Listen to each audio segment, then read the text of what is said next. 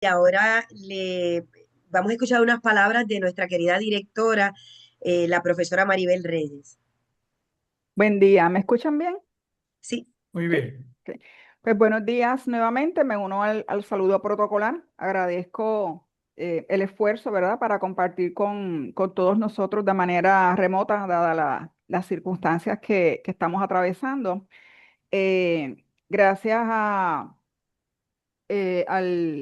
al doctor José Luis Vega, ¿verdad?, por su presencia y regalarnos este espacio, un espacio, un encuentro con nuestros estudiantes. A ustedes, los estudiantes, aprovechen esta oportunidad que se les está dando, ¿verdad?, que representa una ventana abierta al mundo de la imaginación, de la creatividad y de la expresión. Al doctor José Luis Vega, su presencia es una invitación que nos lleva a entender que la poesía puede habitar en cada experiencia cotidiana. Nuevamente, gracias por compartir su arte, su tiempo, y que sirva de inspiración para todos nuestros estudiantes. gracias, Gracias. profesora. Bueno, quisiera presentar siempre, ¿verdad? Desde la experiencia subjetiva a nuestro querido invitado. Yo lo estudié en mi año doctoral de poesía, estudié los signos vitales que hoy nos motiva este encuentro, también las natas de los párpados, y confieso que lo leí, lo entendí muy bien, salí bien con el doctor Félix Córdoba, eh, pero ahora lo entiendo más y estoy muy agradecida de poder reencontrarme con él. El próximo encuentro con el doctor es que yo estaba investigando a Eugenio María de Hostos, iba a sacar un libro académico que es sobre la praxis teatral de nuestro eh, ilustre, como un pensador y hacedor del teatro. Y el profesor había hecho el prólogo de el ensayo Hamlet que catapulta a Hostos a nivel mundial. Y él, como director de la Academia Puertorriqueña de la Lengua Española, hace ese ensayo y yo fui tan atrevida de pedirle una copia.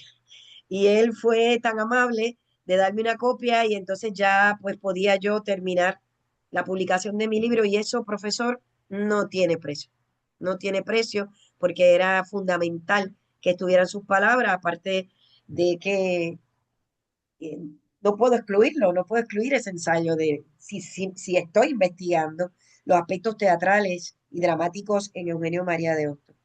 Mi próximo encuentro con el académico que nos acompaña y poeta es como periodista en la radio de WIPR. Pude entrevistarlo en aquella ocasión, siempre es, es un diálogo, siempre se hace muy cercana sus palabras, porque él, junto con otras personas muy valientes de Puerto Rico, se dieron a la tarea de realizar el séptimo Congreso Internacional de la Lengua Española en el año 2016. Yo quiero resaltar ese hecho porque eso no es fácil, señores. Y fue un hito que debemos todavía estudiar, ¿verdad? Todavía no, ya pronto estudiar, cuando estudiamos los procesos de la lengua en Puerto Rico.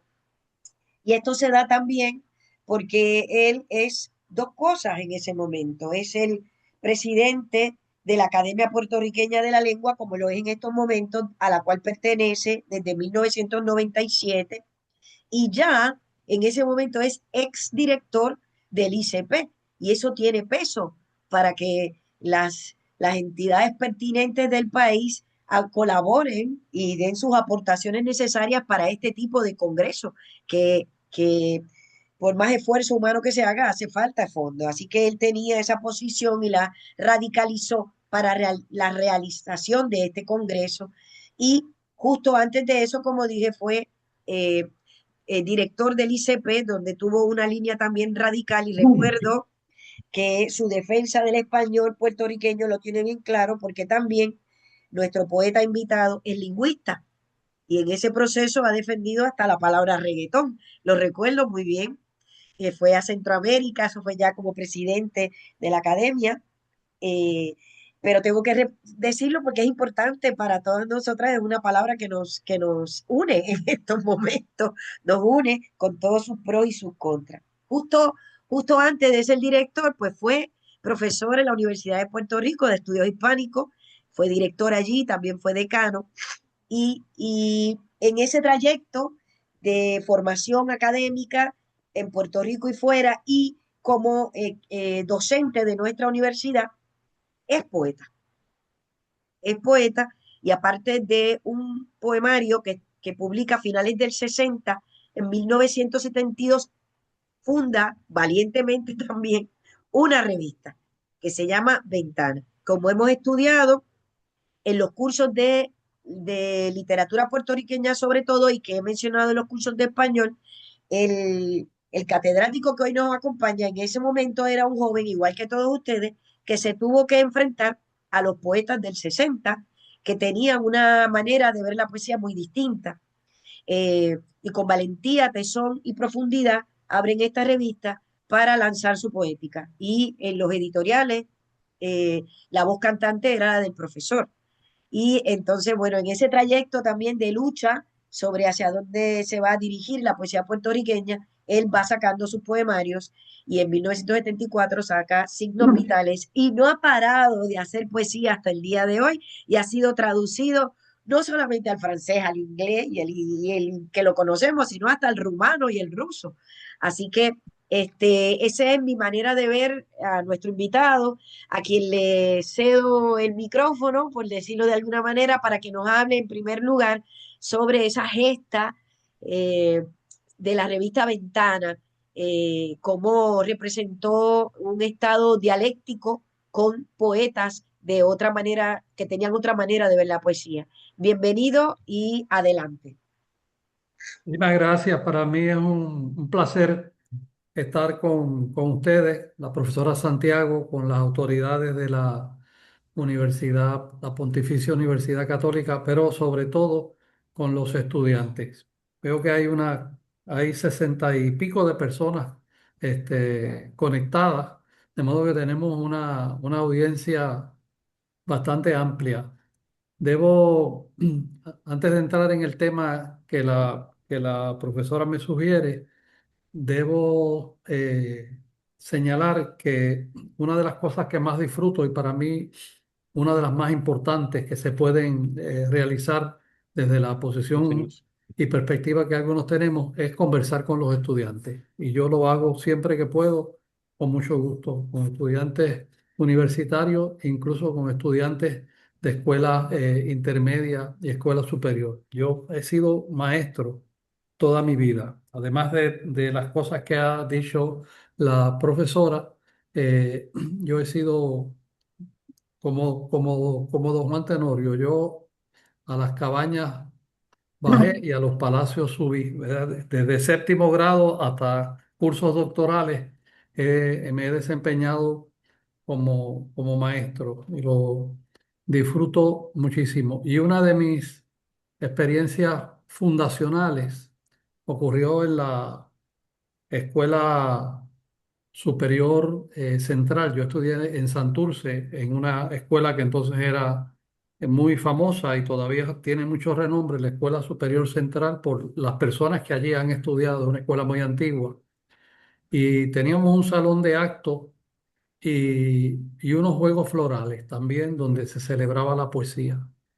Y yo recuerdo que en una de esas ocasiones invitaron a un escritor, se llamaba Ernesto Juan Fonfrías, un escritor olvidado, era también un senador del Partido Popular Democrático, estaba en la legislatura. Y aquel señor se apareció vestido de dril blanco, de manera impecable, y yo lo veía parado en el escritorio, dirigiéndose a los estudiantes que allí estábamos, y a mí me parecía ver una figura que venía de otro mundo. Tener a una persona que había escrito libros y había publicado libros me parecía una experiencia extraordinaria. De modo que esa presencia del escritor y del poeta en las aulas A mí me parece fundamental. Después entendí que no era un escritor tan importante como yo lo veía, ¿verdad? Está ahora incluso un poco olvidado, pero fue una experiencia decisiva para mí encontrarme con ese escritor. Y me ayudó voy a llegar a Ventana, me ayudó a que naciera la vocación mía por la poesía, porque yo creo en la vocación. Yo creo que sí, que todos podemos recibir un llamado para algo. Si se dan las circunstancias, esa voz se oye clara. Y también tiene que ver con la escuela, ¿verdad? Una maestra, creo que en 10.º grado, nos mandó a hacer unos proyectos sobre la novela de Rómulo Gallego, Doña Bárbara, lo que quisiéramos. Era una profesora muy avanzada. El que quisiera dibujar, dibujaba, el que quisiera cantar, cantaba, el que quisiera escribir, escribía, el que quisiera dramatizar, dramatizaba. Y a mí se me ocurrió escribir una semblanza sobre el personaje cómico de la novela, que se llamaba Pajarote. Y nunca había escrito un verso yo en mi vida porque la quería escribir en verso y rimada además. Y aquello no me salía ni para adelante ni para atrás. Y mi padre, que era compositor de música popular y tenía una cierta habilidad poética, me ayudó a escribir unos versos sobre Pajarote. Básicamente él fue el autor, ¿verdad? Yo le expliqué quién era Pajarote, de qué trataba, cómo iba, y él me ayudó a darle forma y ritmo y rima, y lo leí en el salón de clase y me consagré. Encantó, porque era humorística además, y luego, y los estudiantes, compañeros, pues me felicitaban, y yo me quedé con un cargo de conciencia de que yo no era el autor pleno de aquella composición, pero que me había gustado la experiencia. Y desde entonces yo me propuse en aquel momento, yo tendría unos 13 años, yo me gradué muy joven de escuela superior, que yo tenía que escribir un poema todos los días. Y así nació la vocación. Yo me iba debajo de un árbol de cereza que había en el patio, en la humilde casa donde vivíamos, y no me levantaba de aquel patio, de aquella sombra del árbol de cereza, hasta que no escribía un poema. Y así fui haciéndome lo que he sido hasta el día de hoy, porque yo creo que es mi actividad fundamental, la de ser, la de ser poeta. De modo que cuando llegué a la universidad, ya yo quería ser poeta. Yo tenía claro que yo quería hacer algo que tuviera que ver con el lenguaje. En aquel momento pensaba que iba a ser dramaturgo, porque había un dramaturgo muy famoso, la gran estrella de la literatura puertorriqueña, era René Marqués, ¿verdad? Era lo que hoy día es Luis Rafael Sánchez para nosotros. Entonces René Márquez tenía esas dimensiones. Y había mucho teatro en Puerto Rico entonces. Los festivales de teatro puertorriqueño del Instituto de Cultura eran muy importantes y yo siempre me colaba en el Tapia, iba, conseguía entradas a ver aquello y el teatro me deslumbraba. Yo quería ser dramaturgo. Eh, pero no fue así y fui derivando poco a poco hacia la poesía. A los 15 años publiqué un primer libro que más vale no mencionar porque es una obra primeriza, se llama Comienzo del Canto.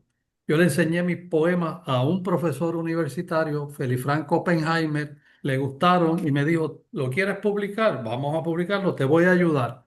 Y me puso en contacto con una editorial mexicana que se llamaba Yaurel, enviamos los poemas y después de varios meses llegó el poemario editado. Yo soñaba con el poemario y soñaba que cuando lo recibiera, en vez de la portada acordada, iba a tener al Pato Donald en la portada. Y eso era una pesadilla recurrente, que el primer el primer poemario saliera con una portada de el Pato Donald. Pero de cualquier manera, ya yo estaba enganchado con la poesía y he estado enganchado con la poesía hasta el día de hoy. Y fue así como siendo estudiante universitario, junto con otros amigos, 4 amigos concretamente, nos decidimos a fundar una revista de poesía. yo sentía que yo tenía que buscar un lugar en el proceso poético puertorriqueño, que como ha dicho la profesora, en aquellos años estaba dominado por un grupo de poetas muy importante, que estaban nucleados en torno a una revista que se llamaba Guajana. Era la gran revista de la juventud poética de entonces y tenía unas revistas satélites, una en Mayagüez que se llamaba Mester y otra en Guayanilla que se llamaba Palestra. Palestra, Mester y Guajana eran las tres grandes revistas de poesía y eran unos poetas muy importantes y muy vigorosos que ocupaban mucha atención. Pero escribían un tipo de poesía que a mí entonces me parecía panfletaria. Era una poesía política dedicada a adelantar los temas políticos de entonces, a denunciar el colonialismo, a denunciar la explotación de los trabajadores, todos temas muy justos, ¿verdad? Pero de alguna manera yo sentía que ya yo no podía entrar a la poesía hablando de esos temas, porque ya habían sido agotados por unos poetas que me habían predecido. Y es así, en compañía de un gran poeta que ya falleció, Salvador Villanueva, un amigo entrañable, y de otros que de alguna manera después dejaron de ser poetas, Wilfredo Robles Caballero y, Pedro Juan Domínguez Peña, decidimos sacar una revista que se llamara Ventana, precisamente Ventana, porque la idea era abrir la poesía puertorriqueña a nuevos temas y a nuevas perspectivas. Tratar de producir una poesía diferente de aquella que los poetas del grupo Guajana habían producido ya prácticamente durante una década. Y así cuando no había internet, cuando no había la edición digital, cuando las revistas se hacían a mano, a pulmón, ¿verdad? Sacamos una pequeña revista de poesía que tenía un formato muy claro. Unos editoriales que hablaban de la poesía, que se llamaban Óptica de la Poesía, y poemas nuestros y poemas de otros allegados. La imprimíamos, la llevábamos a la imprenta, la encuadernábamos, la distribuíamos en las librerías, íbamos a toda la isla, eso lo hacíamos Salvador Villanueva y yo. Y luego recuerdo que en Ponce había una librería, hasta allá íbamos para llevar 8 o 10 ejemplares de la revista. Al cabo de 2 o 3 meses volvíamos para cobrar aquellos 8 o 10 ejemplares y dejar 8 o 10 ejemplares más. Y así recorríamos la isla con la revista a cuesta. Y poco a poco la revista se fue haciendo un espacio. Los periódicos la reseñaron, la vendíamos en los pasillos de la universidad, poníamos unas mesas de libros que nos daban a consignación para levantar fondos para la revista. Una vez organizamos Salvador Villanueva y yo el baile del Prapra en Arecibo para levantar fondos para la revista. Alquilamos un local, alquilamos un conjunto muy conocido entonces, creo que se llamaba los Happy Kids de Arecibo.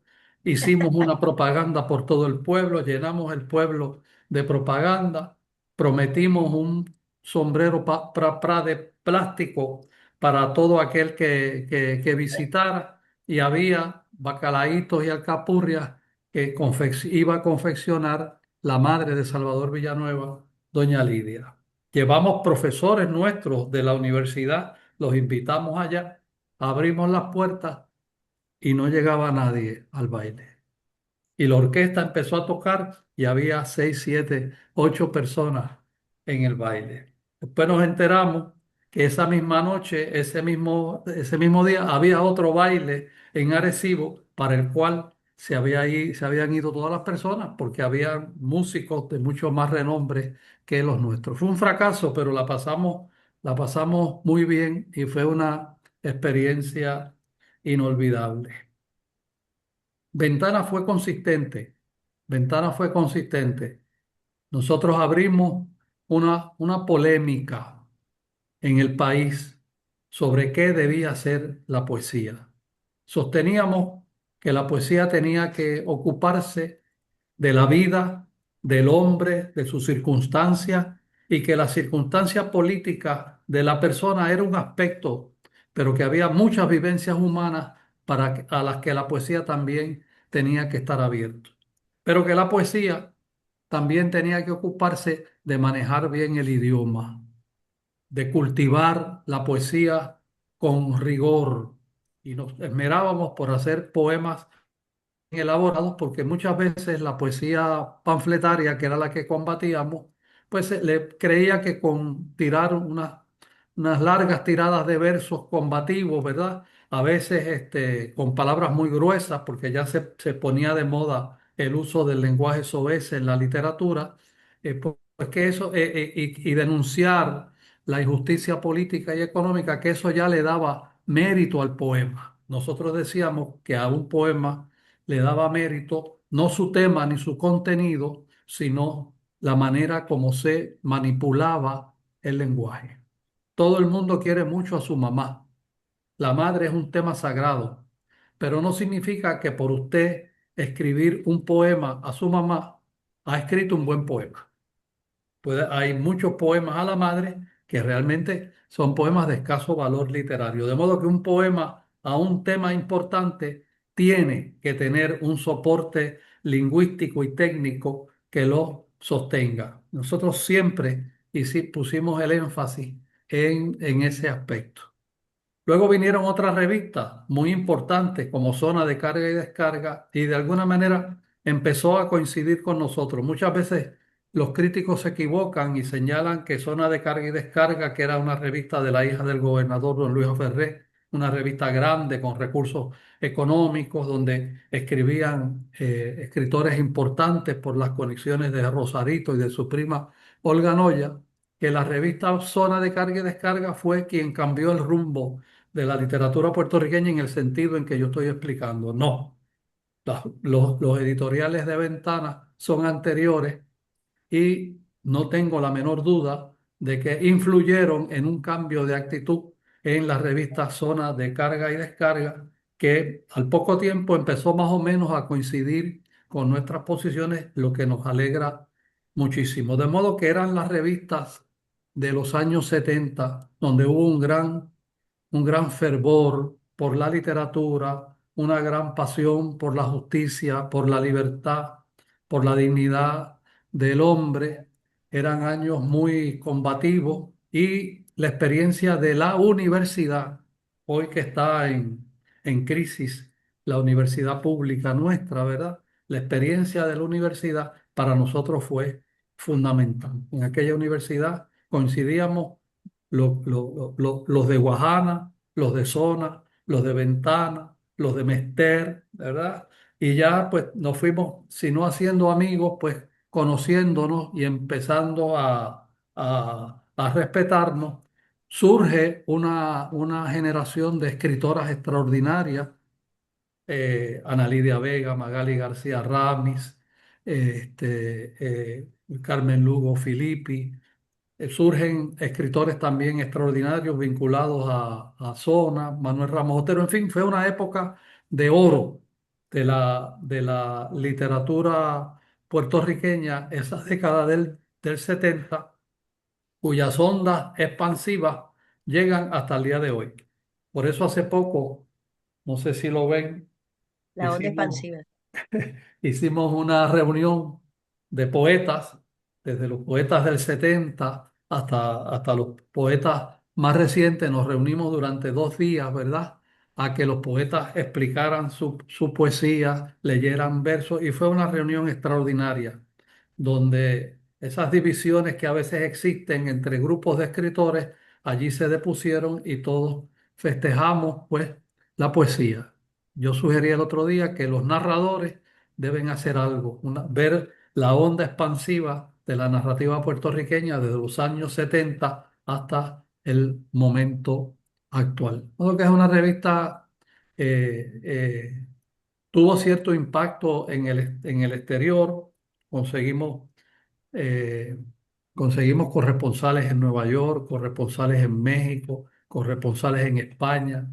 la enviábamos por correo, recibíamos colaboraciones y a pesar de que fue una revista modesta, pues fue una revista importante que de alguna manera, para nuestra sorpresa, ha ido afirmando su lugar en la poesía puertorriqueña de los años 70. Un poco eso es lo que es Ventana. Bueno, profesor, yo creo que con el tema de ventana podríamos hacer 500 preguntas, pero lo hemos traído como embocadura para los estudiantes para que quizás seguir promocionando que ellos mismos hagan su gestión y lo que propuso como poesía, eh, ventana, lo hemos estado estudiando, lo digo, verá, se lo digo a usted, pero se lo digo también a los otros colegas de los que las queridas profesoras también han invitado a través del libro Signos Vitales, ¿verdad? Y los estudiantes hemos estado intensamente estudiando por 2 semanas y empezamos por definir lo que era la poesía lírica, ¿verdad? La diferenciábamos de la épica y la dramática y cada uno tuvo que ir con la profesora, cada salón, teníamos que ir construyendo la voz lírica, fue el ejercicio que establecí, fue intenso, porque también, como bien usted explica, también hay que saber leer el poema en voz alta. Entonces, luego ese ciclo, para que sepa, lo terminamos con un ensayo estupendo que se llama El arpa olvidada, guía para lectura de la poesía, porque yo no lo quería leer antes hasta que no pasáramos por la experiencia de ser lectores, ¿verdad? En algunos otros cursos escribimos poesía, pero queríamos ser lectores en esta ocasión y construir la voz lírica y saber que esa voz lírica no está ajena de mí, que soy la lectora. Entonces, hemos organizado unas preguntas y también hay un espacio para las personas que tengan más preguntas, porque usted es una persona que cubre muchos temas. No hemos hablado todavía de las investigaciones sobre el cuento puertorriqueño. Así que le voy a pedir a los estudiantes, así como sin mucha transición, que hablemos sobre Signos Vitales, que es un poemario de 1974 que, según ha enseñado esta profesora, usted me corregirá, perfila lo que estaba diciendo Ventana en esos momentos. Tiene esa búsqueda sobre qué es la poesía. Así que, compañeros, enciendan los micrófonos. Tenemos unas primeras preguntas y voy a pedirle, por favor, que inicien las preguntas. Adelante. Sí, se escucha. Sí, Te adelante, escucha, Itzel, sí. te escucho y te Yo, veo. ahora, yo tenía una pregunta que la escribí incluso para que no se me olvidara. ¿Qué visión usted tenía de la poesía al escribir el poemario de Signos Vitales y cómo esa visión de la poesía ha evolucionado hasta el día de hoy? Ay, qué magnífica pregunta. La, mi idea de la poesía, yo pienso, esta mañana releí el poemario, hacía tiempo que no iba a él, y después que lo terminé, pues son solamente 20, creo que 24 poemas, yo dije, caramba, no está tan mal. Fíjate que el título, Signos Vitales, de alguna manera resume mi actitud hacia la poesía, que como muy bien dice la profesora, los poemas de este libro ya son producto de mis años de actividad iniciales en la revista Ventana. Se escribieron al calor de aquellos años. Y signos, pues tiene que ver con el lenguaje, con la palabra, ¿verdad? Pero vitales tiene que ver con la vida, con la realidad. Entonces, esas son dos cosas que en mi poética nunca se pueden divorciar, ¿verdad? Se pueden resumir en una sencilla palabra, la palabra sinceridad. Yo creo que el poeta, para llegar al otro, tiene que ser sincero. Y la única manera de encontrar la sinceridad en la poesía es hacer lo que decía Martí de sus versos libres. En la introducción de Martí a sus versos libres dice, sajé de mí. O sea, estos versos son pedazos de mí mismo, sajé de mí para escribir estos poemas. Decía Martí, yo siempre he querido ser sincero, Solo supe después, esto yo lo intuía. De modo que esa relación, pero la sinceridad no se puede comunicar de manera efectiva sin un trabajo con los signos, sin un trabajo con la palabra, con el lenguaje. De modo que la pregunta tan importante que ella dice, pues esta es la médula de mi poética y te tengo que decir que no ha evolucionado hasta el día de hoy. He ido descubriendo otros temas, mi poesía se ha vuelto quizás más reflexiva, ¿verdad? He tratado de explorar aspectos como el misterio, ¿verdad? Como la espiritualidad, pero eso siempre lo hago desde la sinceridad, desde cosas que descubro y que son fundamentales. De modo que un poco ese es mi credo poético, ¿verdad? La sinceridad y la expresión de esa autenticidad de manera convincente, de manera interesante para el lector, y ahí eso es un trabajo con los signos. Porque yo estoy convencido, la gente pregunta qué es la poesía. Bueno, ahí eso es el cuento de nunca acabar, ¿verdad? Pero para mí la poesía es algo, yo no sé qué es, pero es algo que aparece en el lenguaje. Cuando usted se sienta a trabajar el lenguaje, a trabajar un poema, puede que tenga la suerte de que la poesía aparezca, de que una chispa, de que una corriente se apodere de usted y guíe su escritura y quizás sale un poema que vale la pena. De modo que esa es mi idea de la poesía, algo que aparece en el lenguaje y el lenguaje se resume en esta palabra signos, ¿verdad? Y la relación con la vida y la autenticidad pues en el adjetivo vitales. No sé si te he contestado la pregunta, Itzel. Sí, y ha Gracias. expandido más de lo que yo esperaba que podía contestar. Gracias. Cómo no, gracias a ti. Excelente. Próxima pregunta, por favor, compañeros. Buenas tardes, ¿se escucha? Sí. Sí, Buenas, doctor, mi pregunta es sobre signos vitales.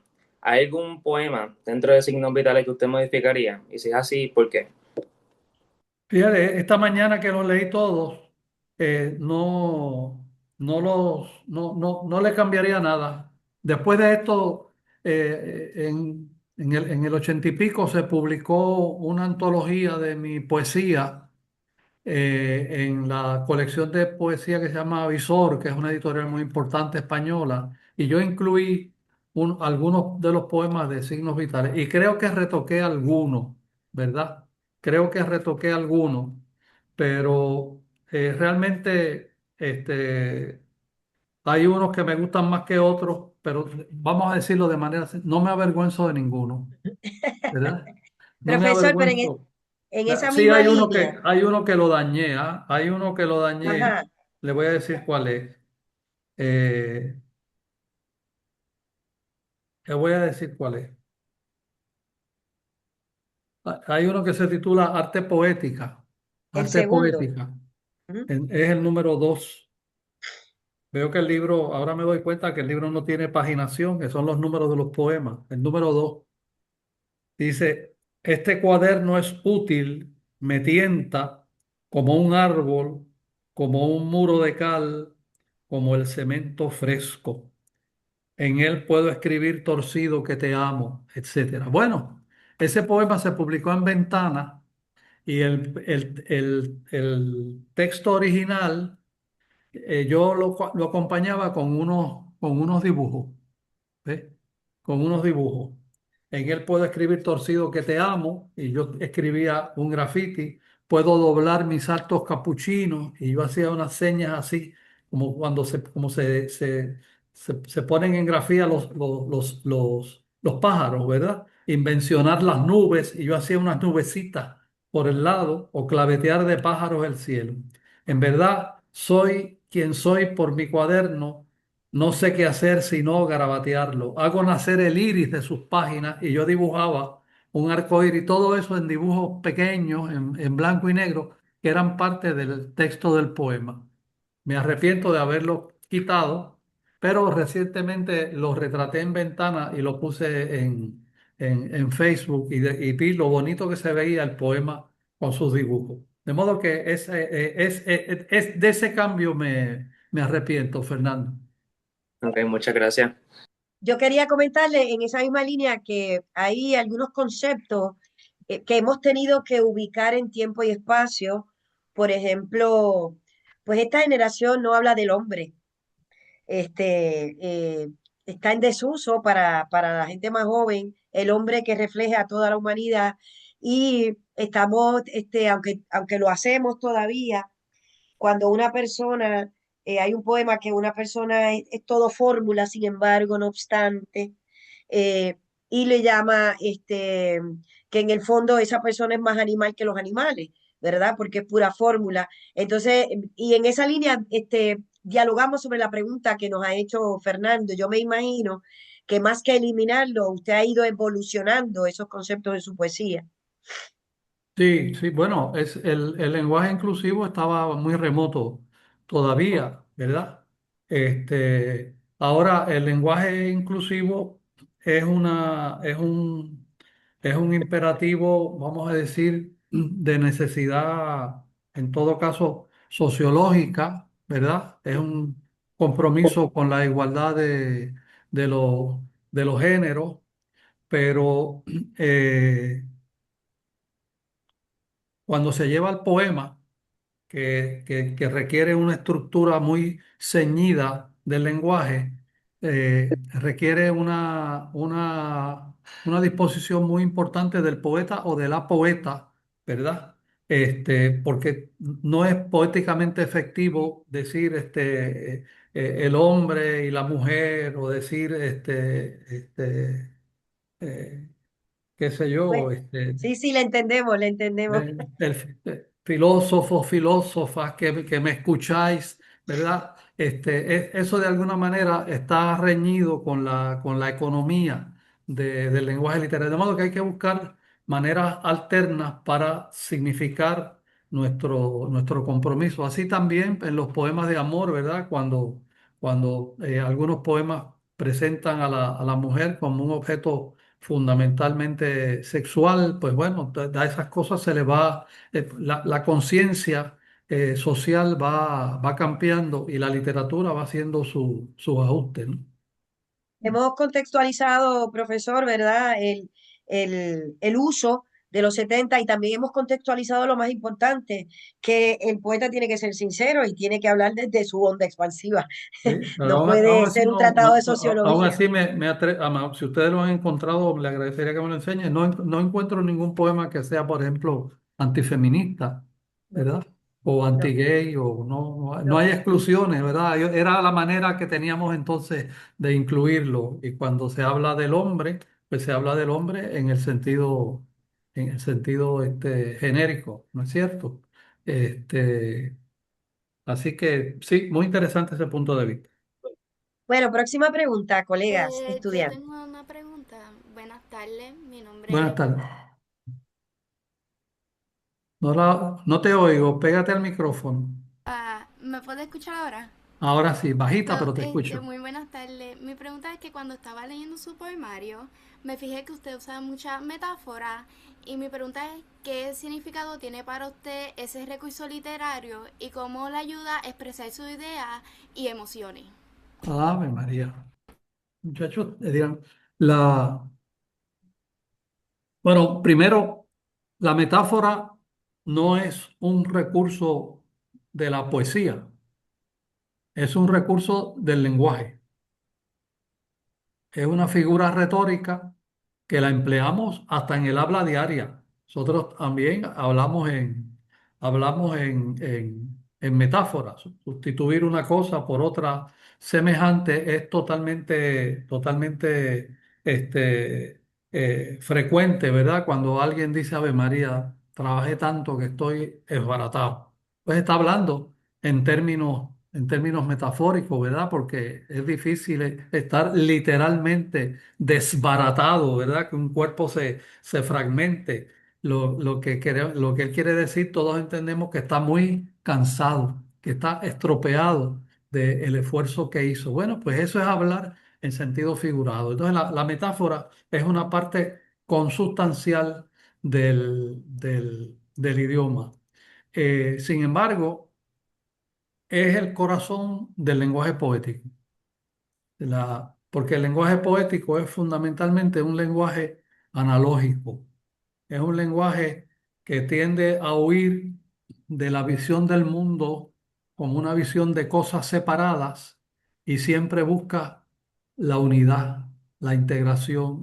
Es una intuición de que todo lo que existe es como una especie de totalidad. De modo que cuando se comparan, metáforas triviales, ¿verdad? Porque hay metáforas muy buenas y el que la dijo primero es un genio, pero el que la repitió es un tonto, ¿verdad? Pero hay metáforas de cotidianas que son brillantes, ¿no es cierto? Tus dientes son perlas, las perlas de tus dientes. Bueno, eso es una cosa maravillosa y se puede repetir, pero el poeta que llame perlas a los dientes, táchelo, porque ese es un mal poeta. Claro, esa es una metáfora que ya está agotada.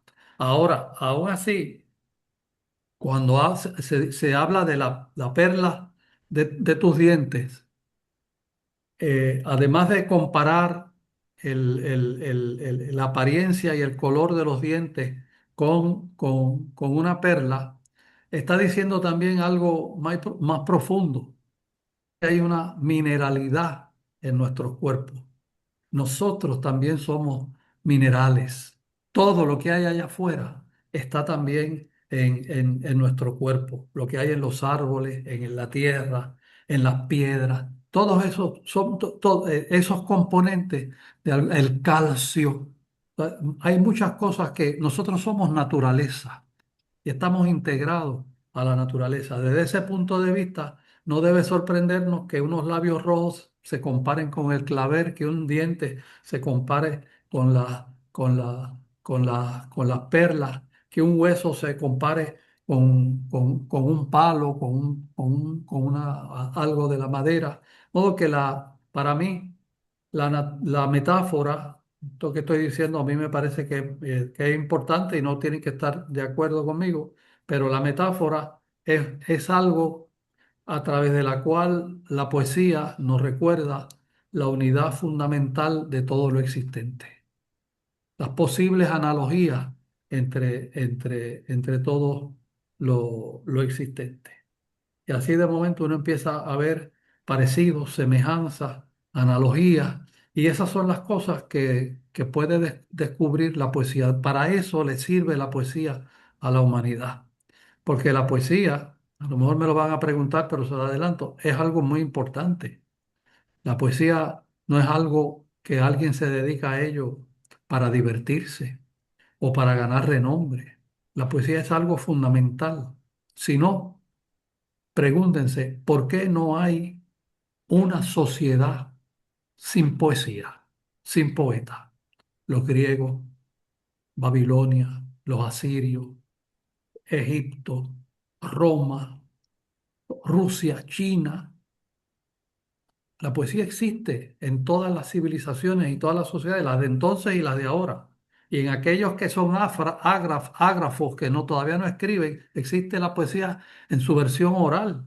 Y así los pueblos primitivos conservan su historia, su procedencia, sus mitos. Es fundamental. Ahora mismo, en Rusia, en San Petersburgo, hay, yo les aseguro, más de un joven de su edad escribiendo un poema. Y en India hay jóvenes de su edad escribiendo poesía. Y en China también. La poesía ha estado siempre ahí. Es fundamental, como también lo es la pintura, la danza, ¿verdad? Esas cosas que se llama el teatro, la narración, son cosas fundamentales para la civilización humana. De modo que estamos hablando de algo bien serio, no de un entretenimiento de alguien, un poeta, una poeta que se sienta. Los hay, ¿ah? Pero para el poeta con mayúsculas, la poesía es una cosa fundamental. Damos paso a Paola y a Luis Torres. Sí, doctor, saludo. Un placer estar aquí con ustedes por estos medios. Encantado. Tengo dos preguntas. Voy a comenzar por la segunda porque empezamos a hablar del tema, ¿no? ¿Cree usted que la poesía es el último refugio donde el idioma puede ser verdaderamente libre y auténtico, Sí, alejado de los clichés comerciales? sí, sí. Lo digo con un sí mayúsculo y con un acento bien grande. Sí, la poesía es el reducto del lenguaje humano. El reducto del lenguaje humano. El lenguaje humano ha sido muy adocenado, ha sido muy tergiversado, ha sido, el lenguaje siempre se ha usado para mentir, pero la cantidad de mentiras que se generan con el lenguaje hoy día, ¿verdad? Las fake news, los políticos, usted quiere algo más, más depravado que el uso del lenguaje de los políticos que mienten por convicción, que mienten para conseguir un voto, porque ese voto les va a dar un poder y el poder les va a dar unas prebendas. Y eso lo vemos todos los días. El lenguaje de la publicidad, ¿verdad? Lenguaje de la publicidad. De modo que el lenguaje de la inteligencia artificial, porque hoy no solamente hablan y escriben los seres humanos, ahora hablan y escriben las máquinas y lo hacen muy bien, lo hacen muy bien y es un recurso fundamental. No las quiero demonizar, ¿verdad? Son de una utilidad extraordinaria. Pero yo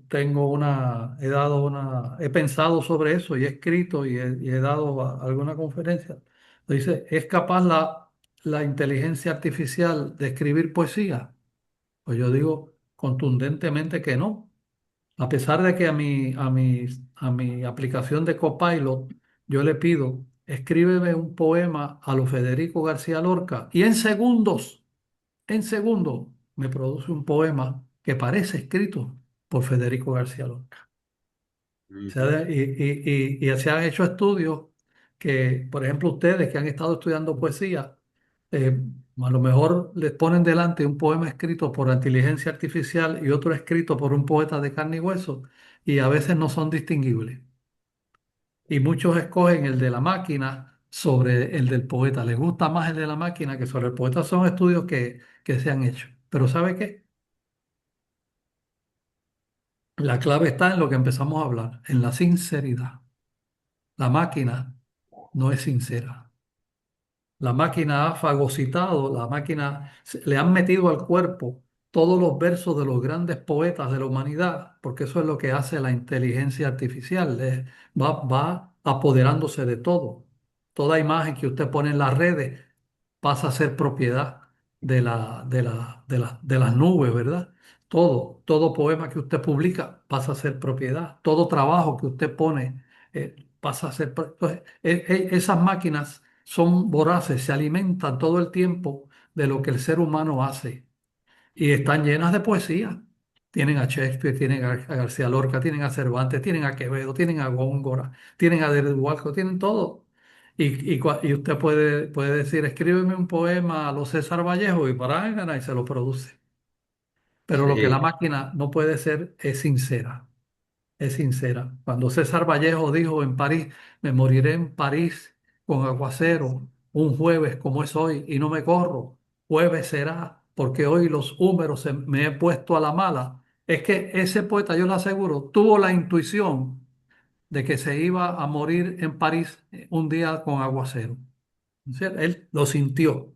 Mira, la máquina puede imitarlo, pero no puede ser sincera. Así que sí, digo todo eso porque tú has dicho algo muy importante. La poesía, en general la literatura, ¿verdad? Pero la poesía, que es la forma extrema del lenguaje, es cuando el lenguaje alcanza su mayor intensidad humana. La poesía posiblemente sea el último reducto del lenguaje humano. El último reducto. gracias, gracias, ¿Tenías doctor. otra? ¿Tenías otra pregunta? pequeño paréntesis, agradecer, ¿verdad? Eso que está comentando, que la profesora Anamín Santiago lo ha comentado precisamente en clase, la sinceridad de parte del poeta. Así que esta próxima pregunta va dirigida a su obra, al poemario, ¿verdad? De Signos Vitales. Y mientras conversábamos, en un momento dado particular, pues comenzó a hablar de esos dibujos que realizaba con el poema y demás. Me llamó mucho la atención porque a mí particularmente, que yo me pierdo la atención hasta con una mosca que pasa, eh, me llama mucho la atención cómo dice, ¿verdad? Esta pregunta que formulo cuando comenta esto, cómo ha evolucionado su proceso creativo desde sus primeros textos hasta llegar, ¿verdad?, a hoy. Y si sigue buscando o si existe algún instante perfecto, entre comillas, o se permite ahora más el juego por lo que es el caos a la hora de realizar sus poemas. Y muchísimas gracias de antemano. ¿Cómo no? ¿Cómo no? Pues no, fíjate, yo cada vez he ido cogiendo el oficio poético más en serio. Si algo he perdido, que es la frescura de la juventud, es la espontaneidad. Cuando uno es joven es más arriesgado y las neuronas funcionan mejor. El cerebro del joven tiene una agilidad que en la medida en que uno va viviendo, no solamente porque envejece, sino también porque va adoptando maneras bastante concretas de pensar y de ver la realidad, pues pierde espontaneidad. También a medida que uno madura, se va exigiendo más y va tratando de ser cada vez más perfecto. Y eso le puede quitar vuelo al poeta. Por ejemplo, grandes poetas, Rimbaud, un gran poeta que revolucionó la poesía francesa. Rimbaud dejó de escribir poesía prácticamente a los 17 años, ¿verdad? Pero lo que escribió hasta los 17 años transformó, cambió el panorama de la poesía francesa y de toda la poesía moderna. Después se dedicó a otras cosas, pero a los 17 años ya tenía escrita, escrita su obra. De modo que sí, tengo que confesar que uno se va poniendo más exigente y se va volviendo también menos prolífico. Aquello de que yo hacía debajo del árbol de cereza, de no me levanto de esta sombra hasta que no escriba el poema del día, ya no lo puedo hacer, ¿verdad? Pero cuando viene la idea poética, yo la reconozco, la agarro por el rabo y no la suelto. Y también uno reescribe, ¿verdad? Muchas veces la primera versión es una especie de borrador y al otro día uno la cambia y al otro día la vuelve a cambiar y a veces la daña y vuelve a como era. Uno trabaja un poco así, más bien como algunos pintores, ¿verdad? Que a veces pintan sobre lo que han pintado y lo vuelven a hacer. Uno se acerca más a la técnica de algunos pintores, de algunos, porque hay otros que tiran la pintura sobre el lienzo y como salga es la sorpresa que quieren dar. Sí, pero siempre yo decía que temía en el arpa olvidada al principio, yo digo que siempre he tenido el temor de que la poesía me abandone Sí. y que me deje por uno más joven que yo y más talentoso, ¿verdad? Ese temor, pues sí, lo tengo todavía. Entonces uno la corteja y la trata bien para que, ¿verdad? Para que le sea fiel a uno. Muchas gracias. Teníamos una pregunta del compañero Edwin Marcos Díaz, que está de visita. Ah, sí, cómo no. Adelante. Edwin está pendiente hace un ratito. Eh, buena, yo soy Edwin Marco Díaz, soy peruano, estudiante de psicología clínica en la Católica. Yo le iba a preguntar, la academia puertorriqueña, tengo dos preguntas. La primera, Sí. la academia puertorriqueña, ¿qué retos tiene ante el avance de la inteligencia artificial?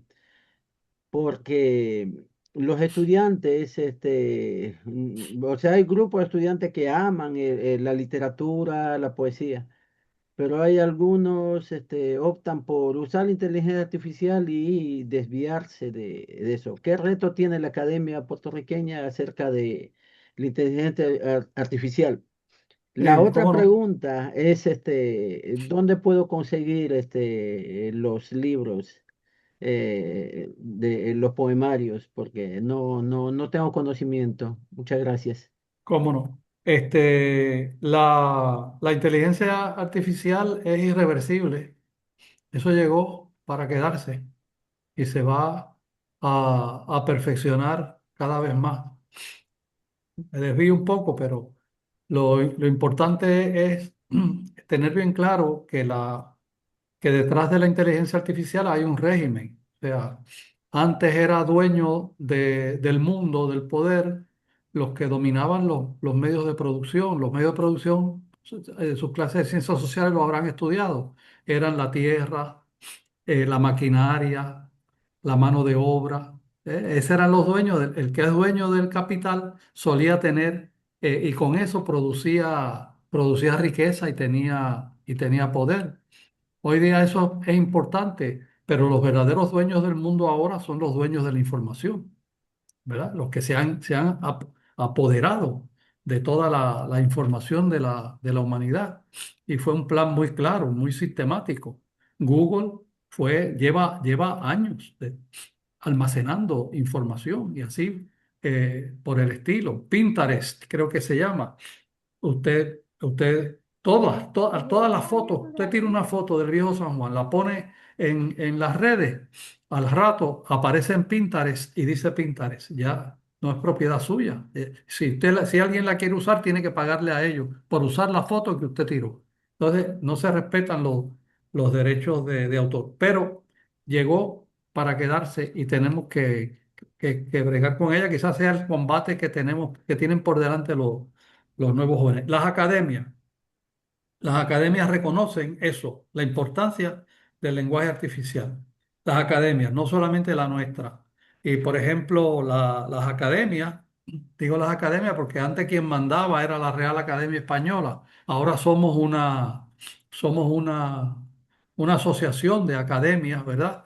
Y aunque España sigue siendo importante, España sabe que ellos son solamente el 9% de los hablantes del español, que el 91% de los hablantes del español están acá, en América, sobre todo en América y en los Estados Unidos.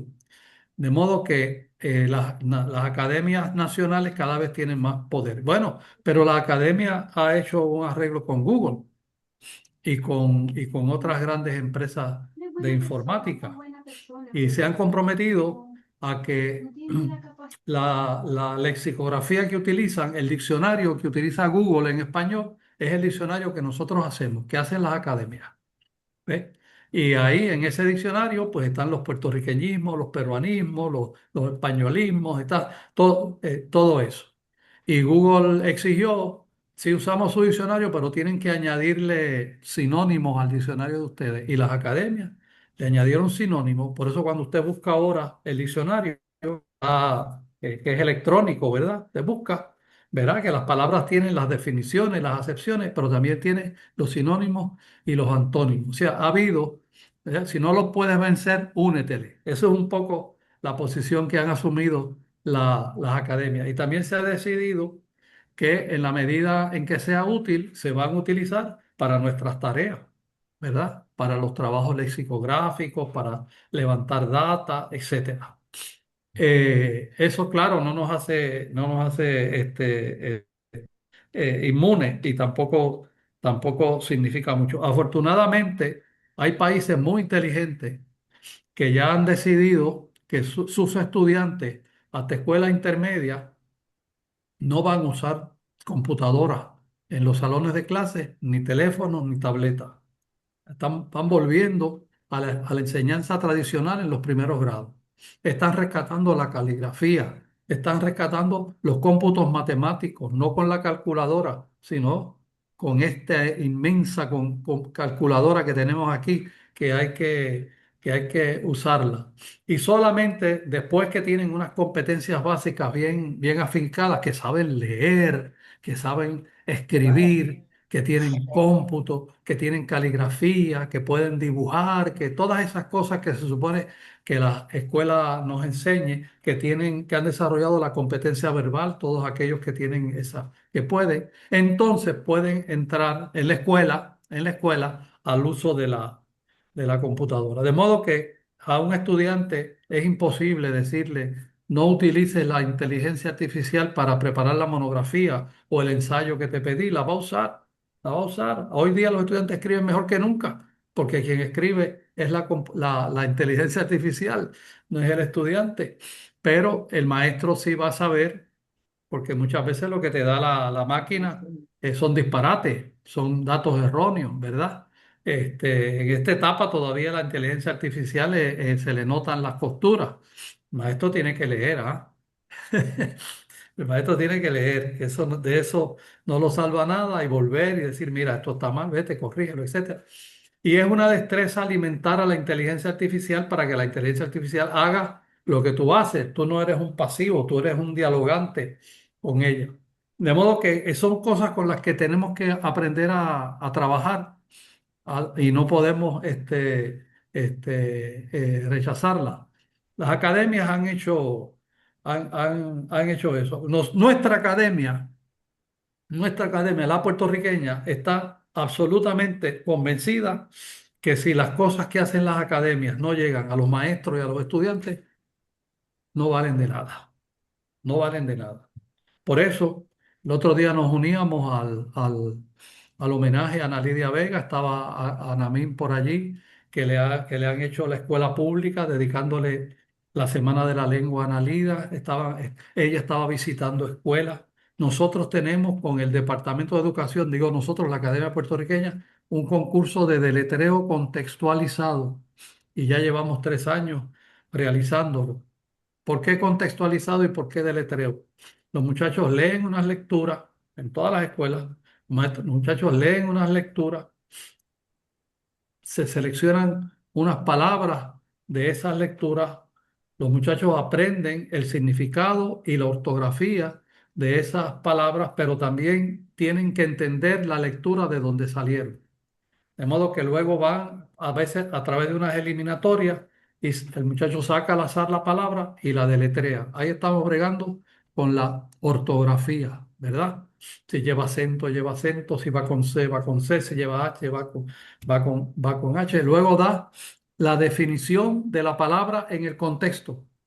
No solamente la deletrea, dice qué significa la palabra en el contexto. Cuando hay empate en ese concurso de letreo, que siempre los hay, ¿cómo se desempatan los estudiantes? Se le hacen preguntas de comprensión de lectura. Entonces, el jurado ya tiene unas preguntas preparadas y los estudiantes tienen que demostrar que leyeron y comprendieron la lectura. Hay preguntas desde constatación de lectura hasta preguntas de interpretación. Ese tipo de cosas es fundamental volver, ¿verdad? Back to basic. La educación tiene que volver a las cosas básicas en los niveles adecuados. Ya en la universidad hay que hacerlo antes. Solo que el que llegue a la universidad, llegue pues que ya sabe leer, que sabe escribir, que sabe los cómputos, ¿verdad? Luego que utilice las cosas. Siempre se aprende, ¿ah? Bregando con la inteligencia artificial. También se aprende así. No es nula el esfuerzo de interrelación con la inteligencia artificial. Profesor, hay un estudiante, si me permite hacer una pregunta, que es seminarista. Sabes que acá tenemos estudiantes que son seminaristas Ajá. y cuando nos acercamos a El Arpa Olvidada para ir hablando de la experiencia de la lectura de la poesía, usted establece que el lector, que el poeta escribe desde el alma y es bien importante que en la católica usted nos habla, nos defina alma a la luz de la poesía. ¿Por qué usted dice que escribe desde el alma? ¿Cómo Bueno, la yo no creo define un poeta? no creo que lo, que lo, que lo diga así con sinceridad, con sinceridad, ¿no? De manera tan literal como eso. El arpa olvidada es proceso de una evolución espiritual por la que yo he atravesado y que me ha llevado a la convicción de que no morimos con la muerte, ¿verdad? De que la muerte no es el final de todo y que hay unos elementos de pervivencia, un misterio, ¿verdad? Que asegura nuestra perduración en el tiempo. Perdón que estoy hablándole en un contexto católico, que es mi formación, pero ese aprendizaje no lo obtuve yo leyendo textos religiosos ortodoxos, sino un encuentro que tuve con textos teosóficos, con textos teosóficos. Yo no soy teósofo, pero sí, yo descubrí en un momento dado que la poesía moderna, que los grandes artistas modernos, abrevaron en las aguas de la teosofía. La teosofía fue un movimiento espiritual, ¿verdad? Que tuvo una difusión enorme en el mundo y que en sus principios apeló a personas aristocráticas y artistas, sobre todo. Ese era un movimiento bastante elitista, bastante elitista. Y Vallejo, para el amigo peruano que está por ahí, abrevó en la teosofía, Rubén Darío en la teosofía, Amado Nervo en la teosofía, Borges conocía la teosofía al dedillo, los grandes pintores, Kandinsky, creador del arte abstracto, conocía los principios teosóficos. O sea, que en el arte contemporáneo hay una espiritualidad muy profunda. Muchas veces vemos el arte abstracto y el cubismo y vemos la poesía moderna como unos elementos de juego artístico. No, tienen un fondo espiritual. Y así yo descubrí que la poesía es obra del espíritu, que la poesía es obra, ¿verdad? Prefiero más que del alma hablar del espíritu, que en mi caso son más o menos sinónimos, ¿verdad? Sinónimos. Porque yo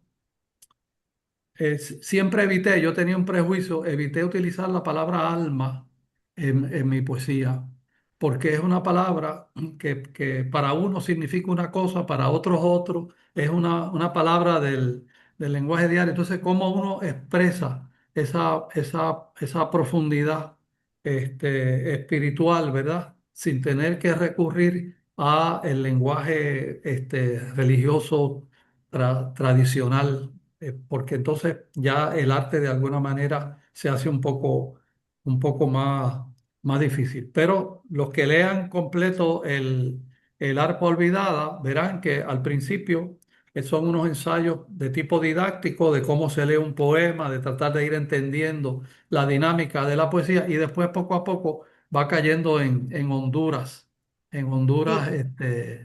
hablamos, hablamos de eso, complicada. profesor. Hablamos de esa conjunción de lo que espera el lector, hablamos de esa conjunción de subjetividad, sinceridad e intensidad. Por eso sus palabras hoy cuando alude a esa conjunción que usted plantea en las profundidades de ese ensayo, pues no son conocidas, no son conocidas. Lanzamos la pregunta solamente porque es propio hacerla en la católica, no Claro, la vamos a hacer claro, en la UPR, en la claro. católica nos interesa. Sí, Pero sí. tenemos también otras preguntas de los estudiantes, se nos está acabando el tiempo, así que queremos que los estudiantes en este momento prendan los micrófonos. Eh, Sí, hola, con permiso, sí, yo. adelante. ¿Qué tal? ¿Cómo estás, Carlos? Sí, hola, buenas tardes. A mí me gustaría preguntar y como me estoy desviando un poquito de la dirección que está tomando esta tarde que tenemos aquí, pero me gustaría Muy saber si bien. cuando Corríjanos, corríjanos. Llévenos por el sendero correcto. cuando usted está escribiendo ok, si tiene pensado, ejemplo, signos vitales, ¿verdad? Eh, Usted ya tiene pensado como que, ok, voy a escribir ciertos poemas y van a ser así, así, así, o usted escribe uno que otro y después decide, no, este no lo voy a incluir, este sí. Y además, también me gustaría preguntar si usted es más abierto a cómo el lector interpreta el poema, o si es más como que con intención, como que yo quiero que interpreten esto, esto y esto. Buena Muy pregunta. bien. A ver, yo, la experiencia que tengo con los libros es que son una fase en la que yo escribo poemas de ciertas cosas que de alguna manera me hablan en ese momento. No estoy escribiendo un libro, estoy escribiendo poemas sobre una etapa, sobre algo, una intuición, a veces de manera muy borrosa, y el propio proceso de escritura me va aclarando y me va señalando camino. Y muchas veces cuando vengo a ver, ya tengo suficientes poemas de cierta naturaleza, de cierto tono, de cierta inclinación, que pudieran reunirse en un volumen. Y ahí ya tengo la idea del libro. Nunca me siento a escribir un libro de poesía, sino a escribir poemas. Yo creo que la unidad fundamental de la poesía es el poema. Luego viene la selección de esos poemas, quizás ajustarlos de acuerdo a las características que va tomando el libro.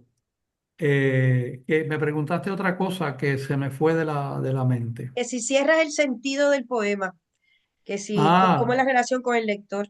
ya perdonen que a veces diga cierto, hay poetas que escriben al wipipío, ¿verdad? Escriben de alguna manera, ¿va? Y muchas veces, pues, tú le preguntas qué significa eso. Salió así. Así salió, ¿verdad? Así salió. No, yo siempre trabajo, yo por lo menos quizás es una limitación, yo trabajo con el sentido. Yo sé lo que estoy diciendo, lo que quiero decir en cada momento. Pero estoy absolutamente convencido y no me molesta en lo absoluto que el lector lo puede interpretar de una manera totalmente diferente. Que ese mismo poema que a mí me dice una cosa, a un lector le puede decir otra y eso no es incompatible. Como cuando tú lees algo a los 15 años, no te dice lo mismo que cuando lo lees a los 25 y no te dice lo mismo que cuando lo lees a los 50 años. O sea, uno va cambiando. Pero yo creo que sí, que siempre puedo decir lo que intenté decir en un momento dado. Un momento dado. ¿Y por qué eso? Te voy a decir un truco de la poesía que está revelado en el Arpa Olvidada. Nosotros somos máquinas de producir oraciones. Eso es lo que somos. Desde el punto de vista del lenguaje y de la comunicación, somos máquinas de producir oraciones. Desde que yo empecé a hablar, yo he estado produciendo oraciones. Eso fue una oración. Desde que yo empecé a hablar, yo he estado produciendo oraciones. Sujeto, yo, verbo, he estado produciendo oraciones, ¿verdad? Circunstancial, desde que empecé a hablar. Eso es una oración. Lo que acabo de decir, eso es una oración, es una oración. Eso sujeto, es copulativo, una oración, atributo. Somos, y ustedes, mientras me oyen, están produciendo oraciones porque están descodificando eso somos, máquinas de producir oración. Entonces, los poemas, toda la literatura se escribe en oraciones, pero la poesía, además de escribirse en oraciones, se escribe en versos. Y los versos, a diferencia de la oración, es una unidad rítmica. ¿Ve? Aquí me pongo a cantar al compás de la vihuela, que al hombre que lo desvela una pena extraordinaria, como el ave solitaria, con el cantar se consuela. Esos son oraciones, pero esos renglones son versos octosilábicos que tienen rima uno con otro. De modo que lo que intensifica la experiencia poética es el elemento rítmico que impone el verso. De modo que el poeta es el único escritor que a la vez que produce oraciones, tiene que producir versos. Qué bien, Entonces, un poeta tiene que saber producir versos, no escribir renglones a lo loco, sino esas unidades, aunque sean versos libres, tienen que tener un aliento rítmico, ¿verdad? Unas relaciones rítmicas y sonoras de unas palabras con otras para que todo eso pueda ser percibido como un poema y para que la magia ocurra, para que la magia ocurra. porque quien verdaderamente le dicta el poema al poeta no son las musas, o bueno, decir de otra manera, la única musa verdadera es la lengua. La lengua es la que te dice, eso sí, eso no, esto suena bien, esto no, esto con aquello. Y esa interacción con ese mecanismo interior que tenemos lengua, que es lo que nos hace ser mejores que la inteligencia artificial, ¿verdad? Esa maravilla que un niño a los 3 años ya ha producido, una gramática, y empieza a producir oraciones. Y eso se va complicando, complicando. Y luego no solamente las escribimos, las decimos, las leemos. Ese mecanismo misterioso que está en nuestra sinapsis y en nuestra capacidad neuronal es una maravilla con la cual también se puede hacer arte.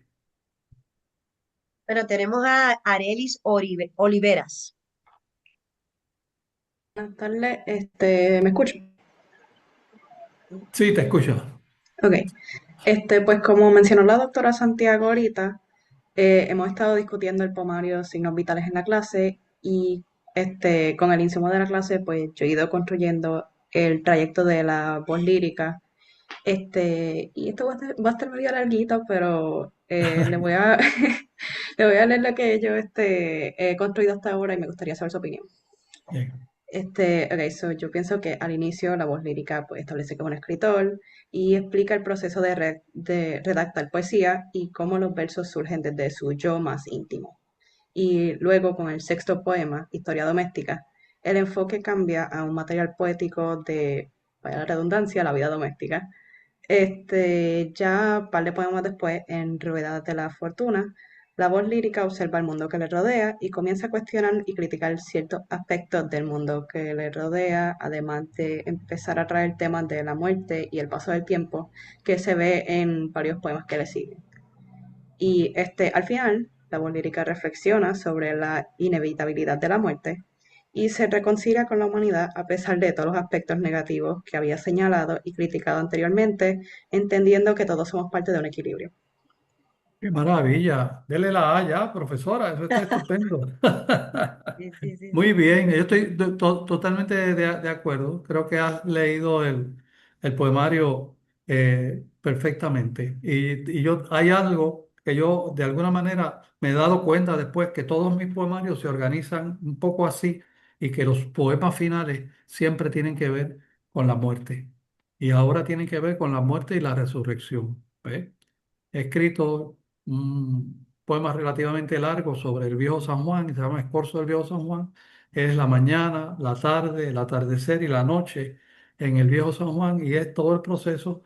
Y la ciudad va, la ciudad muere, pero también vuelve otra vez al amanecer y la ciudad resucita. De modo que ese ciclo es fundamental y está.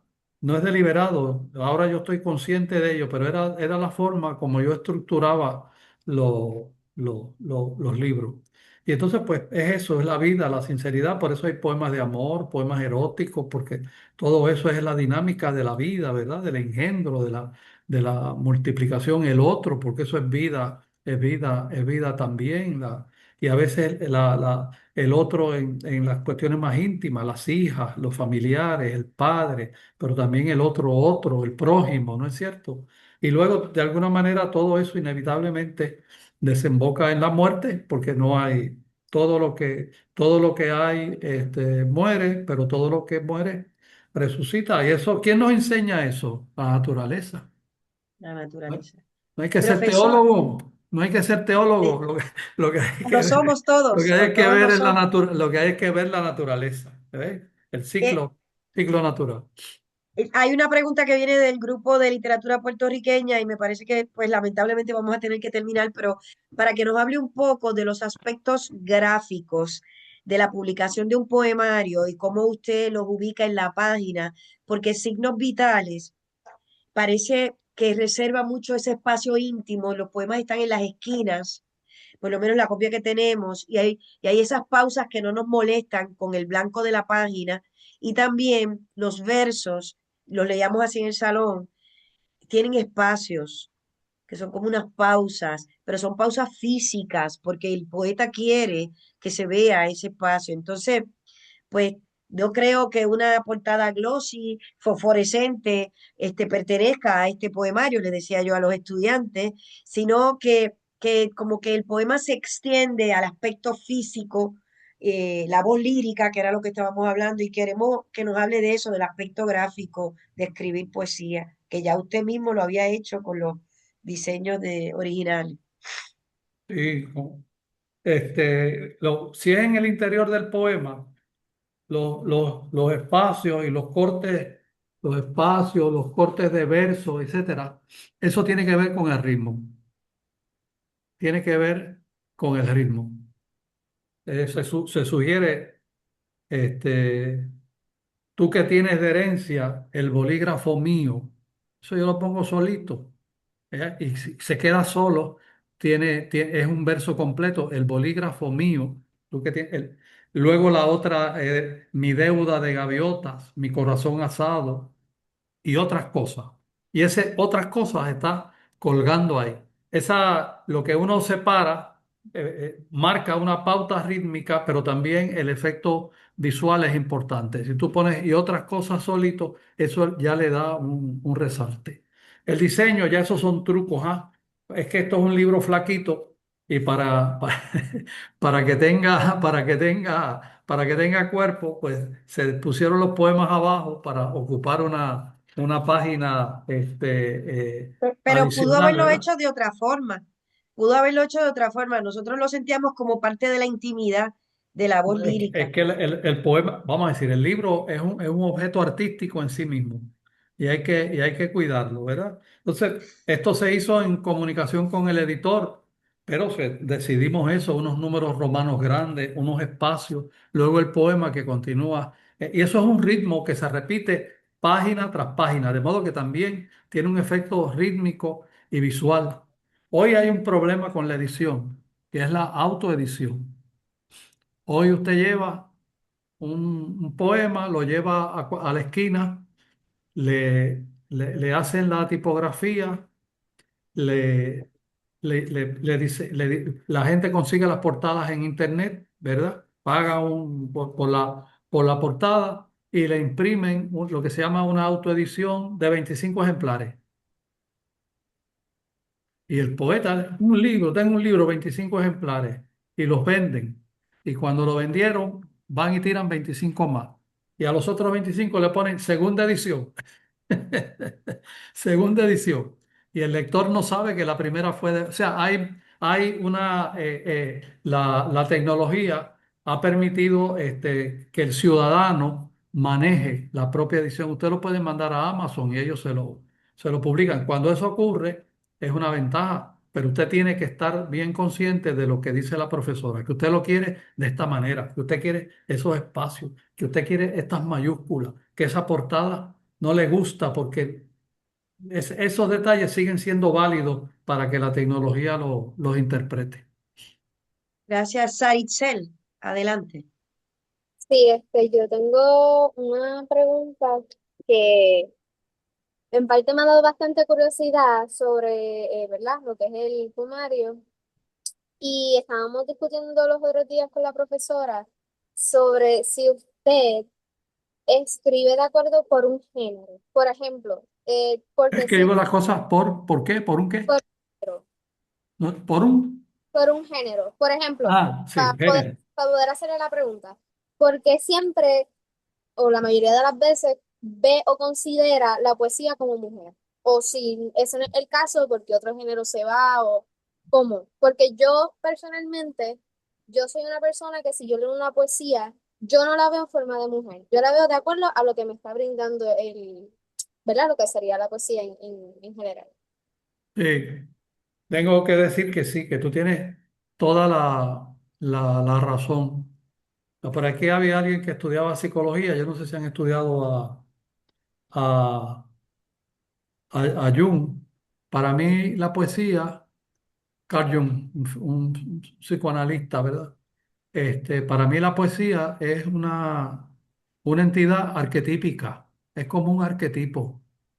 Y ese arquetipo en mí en mi subconsciente es femenino. No solamente en el mío, sino en el de muchos, ¿verdad? En el de muchos. La poesía, la musa, la amada, ella con mayúscula, es, es, es, es un otro femenino, en mi caso. Y mi relación con la poesía, en mi caso, es una relación de amor. Y yo la prefiguro inconscientemente como una entidad femenina. En el último, alguien preguntó los libros. Yo tengo la suerte de que consigo editoriales que me publican. Y los últimos libros los ha publicado la editorial Pretexto de Valencia. Eso es bueno porque circula en algunos lugares, pero también es malo porque yo como que me enajeno del libro, ¿ves? Porque eso ya está en la editorial y ellos la... Entonces se consiguen por internet, en Amazon, etcétera. Pero el último libro, que se titula Travesía y otros poemas, si alguna vez lo ven, verán que en muchos poemas aparece la palabra ella con mayúscula. Ahí ya se convirtió en un arquetipo completo. Y ese ella, yo estoy consciente que resume todo eso, es la poesía, es la musa, es la mujer, ¿verdad? Y es una entidad femenina misteriosa con quien el poeta se comunica y con quien el poeta tiene relaciones íntimas, ¿verdad? En el momento de poetizar. Bien, tenemos a Vladimir que acaba de llegar. Profesor, si nos tenemos que detener, usted nos lo dice. Vamos No, no a hay escuchar a problema. Vladimir. Yo estoy hasta la noche puedo estar con ustedes. Tenemos 75 personas. Qué bueno. Adelante, Buenas Vladi. tardes, Oye, profesor. pero mira, ¿pagan a la entrada o pagan a la salida? Ya pagaron Salida. en enero. Dime, Vladimir. Buenas tardes, profesor. Pues usted ha hablado en varias de sus entrevistas, igual que aquí, de cómo la poesía se manifiesta a través del cuerpo. Y le quería preguntar si usted lo utilizaba en el sentido como que más teatral o más interno para una persona. Yo creo que la corporalidad, esto no es una teoría, porque hoy día hay muchas teorías sobre el cuerpo, ¿ah? Eso es un tema de el cuerpo o la cuerpa, o hay toda una, pero signos vitales otra vez. Yo creo que la poesía es una vitalidad y esa vitalidad requiere una corporalidad. La vida requiere una corporalidad, no solamente la mía, sino la de ustedes, la de todos. Y el propio poema es como un cuerpo y uno siente que respira, que crece, ¿verdad? De modo que es casi también intuitivo. Y es una manera de hablar del hombre en ese sentido en que me dijo la profesora que yo usaba, ¿verdad? Por eso uno habla de las partes, de las manos, del brazo, del pecho, me hurgo las muelas con bolígrafos gratis. Hay imágenes muy corporales, ¿verdad? Que quieren dar ese aspecto de, pues eso, de una humanidad real, de una humanidad real. Yo creo que ese es el sentido de la corporalidad. Dice que escribe con el lápiz y con el bolígrafo, pero también con el codo. Hurgándome las muelas con bolígrafos gratis. Eso me gustó porque son de esos que nos dan en la ferretería, en las tiendas, ¿verdad? En las Y que muerde los bolígrafos. lápices y que muerde. También. Tenemos a Gloribeth, adelante. Otra de mis preguntas es, yo escribo también poesía, pero Gloribel, Sube la pégate al voz. micrófono. Pégate al... perdona. Una de mis preguntas también, yo escribo también poesía, pero yo soy más reservada y no me gusta publicar. Entonces mi pregunta es que cómo maneja la vulnerabilidad que implica compartir algo tan personal a la audiencia y cómo usted expresa esos sentimientos. ¿Cómo manejo qué? Se me fue esa palabra. ¿Cómo fue? ¿La qué? ¿Cómo manejo qué? ¿Cómo maneja la vulnerabilidad? ¿La La qué? vulnerabilidad. La vulnerabilidad. Sí, de implicar compartir algo tan personal con la audiencia. Pues mira, te voy a decir algo. Durante muchos años a mí me daba vergüenza decir que era poeta. Me decían, usted es poeta. Y dice, bueno, sí, yo escribo. Usted es poeta. Bueno, eso dicen las malas lenguas. Era la manera que yo tenía de, bueno, de enfrentar el hecho de que yo era poeta, pero no me gustaba pregonarlo, ni me sentía, ni me pavoneaba de ello. Todavía no me pavoneo. ¿Por qué? Porque la poesía nace de las vulnerabilidades, de nuestras debilidades también, de nuestros deseos frustrados, de nuestros complejos, de nuestras carencias. Nadie que es plenamente feliz y plenamente realizado o que se sienta así va a ser poeta, porque ¿de qué va a hablar? ¿De qué va a hablar?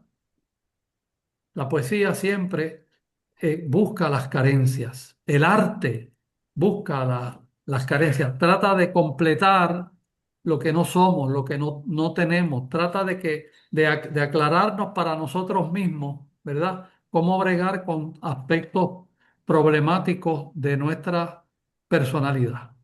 En mi caso, yo te puedo confesar esa, pero otras no te las voy a confesar. Una, la timidez. La timidez. ¿Ve? Ser poeta a mí me ayudó a superar la timidez que me aquejaba en mi adolescencia, en mi, en mi primera juventud. Este, entonces la poesía me dio un asidero. Aquello que les conté de que yo leí el poema que había escrito mi padre en el salón de clase de 10.º grado y me aplaudieron. Después, como adquirí fama de poeta, me pidieron que escribiera las semblanzas en el anuario de la Escuela Superior de 4.º año. Hacían unos anuarios bellos, se llamaba El Caribe. Y yo empecé a escribir la semblanza de los compañeros en verso también. Bien cursi, pero en verso. Y el tema era el mar y yo escribía poemas sobre el mar y el anuario apareció con fotos a colores del mar con versos míos. Y yo era el poeta del anuario. Y eso me dio un espacio, me dio un espacio en una escuela dura, porque yo me gradué de 15 años y entré a la universidad de 15 años. A mí me saltaron 2 años. Mi padre hizo una trampa y me apuntó a los 5 años en la escuela y se las arregló para no llevar el certificado nunca. Y después me saltaron de cuarto a 6.º grado. Yo nunca hice 5.º grado. Y eso significó que yo entré fui aceptado en la universidad a los 15 años. Cumplí los 16 años ya en la universidad. Y ya yo era y que poeta, imagínese usted, a esa edad. Este, y toda la vida pues tuve que bregar pues con muchachos mayores que yo, porque a esa edad, 2 o 3 años es una diferencia terrible. A las muchachas siempre les gustaban los muchachos mayores. ¿Eh? Entonces todo eso crea una fragilidad. Yo ganarme el respeto de aquellos, de aquellos muchachos que venían de la 20 abajo, de Villa Palmera, de Puerta de Tierra, que eran hombres, ya. Yo estaba, y yo no me escondía, yo estaba entre ellos. Y entonces la poesía me daba cierto, cierto prestigio, ¿verdad? Y así uno escribe sobre sus carencias. A veces las enmascara, ¿ah? A veces las enmascara. A veces uno habla de grandes aventuras que no son tan grandes nada, ¿verdad? Es una manera que también tiene, porque recuerden que también el arte, de esto no hemos hablado, también es imaginación. Es imaginación. La imaginación es la loca de la casa, ¿verdad? Está loco. Y a esa sí la llamaba Benito Pérez Galdós, la loca de la casa. Yo tengo siempre el tema en varios poemas entre la razón y la imaginación, cómo uno conjuga esas dos cosas. La imaginación siempre la tengo refrenada, pero ella está ahí, porque es la loca de la casa. De modo que sí, la palabra que usaste, vulnerabilidades.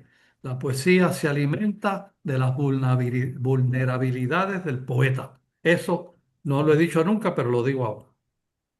Muy bien, la profesora Caridad Álvarez, adelante. Muy breve, doctor. Gracias por estar aquí con nosotros. Yo creo que estos estudiantes han aprendido muchísimo de estar con alguien como usted.